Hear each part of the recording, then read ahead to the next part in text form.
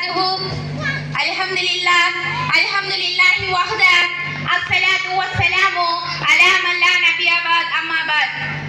எல்லா புகழும் அல்லாஹ் ஒருவனுக்கே, சாந்தியும் சமாதானமும் என்பெருமான நபிகள் நாயகம் ஸல்லல்லாஹு அலைஹி வஸல்லம் அவர்கள் மீதும் அவர்களை அப்படியே பின்பற்றிய உத்தம சத்திய சஹாபாக்கள் மீதும் இங்கு அமர்ந்திருக்கும் உங்கள் மீதும் என் மீதும் என்றென்றும் நிலவட்டுமாக. அல்ஹம்துலில்லாஹ். எனக்கு கொடுக்கப்பட்டுள்ள தலைப்பு வரலாற்று பெண்மணிகளும் நாமும். வரலாற்று பெண்மணிகள் என்றாலே நமக்கு நினைவில் வரக்கூடியவர்கள் சஹாபிய பெண்மணிகள். அவர்கள் பட்ட கஷ்டங்கள், அவர்கள் செய்த தியாகங்கள் நம்மால் வார்த்தைகளால் சொல்லிவிட முடியுமா? முடியாது. அந்த அளவிற்கு அவர்கள் கஷ்டங்களும் தியாகங்களும் செய்திருக்கிறார்கள். அவர்கள் வரலாறுகளை நாம் படிக்கிறோம். நாம் என்ன செய்து கொண்டிருக்கிறோம்? இந்த நாளை எவ்வாறு கழித்துக் கொண்டிருக்கிறோம்? இத்தனை வருடங்கள் இந்த உலகத்தில் வாழ்ந்திருக்கிறோம், என்ன செய்தோம் என்று ஒவ்வொருவரும் தனக்குள் கேள்வி கேட்டுக்கொள்ள வேண்டும்.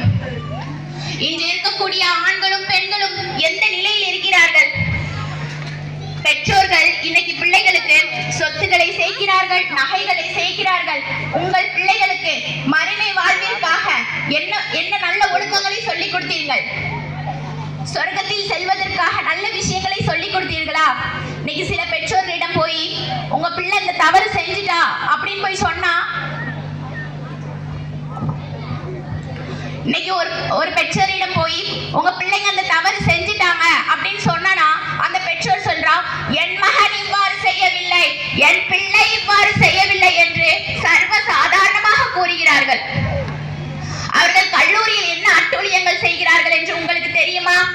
பள்ளிக்கூடங்களில் அவர்கள் என்ன தவறுகள் செய்கிறார்கள் என்று உங்களுக்கு தெரியுமா? எதுவும் தெரியாது. ஏதோ என் பிள்ளைக்கு சொத்தை சேர்க்கிறேன், நகையை சேர்க்கிறேன் என்று நீங்கள் பயணித்துக் கொண்டே இருக்கிறீர்கள். ஹிஜாப் என்ற பெயரில் பெண்கள் செய்யும் அட்டூழியங்களை வார்த்தையால் சொல்லிவிட முடியாது. அந்த அளவிற்கு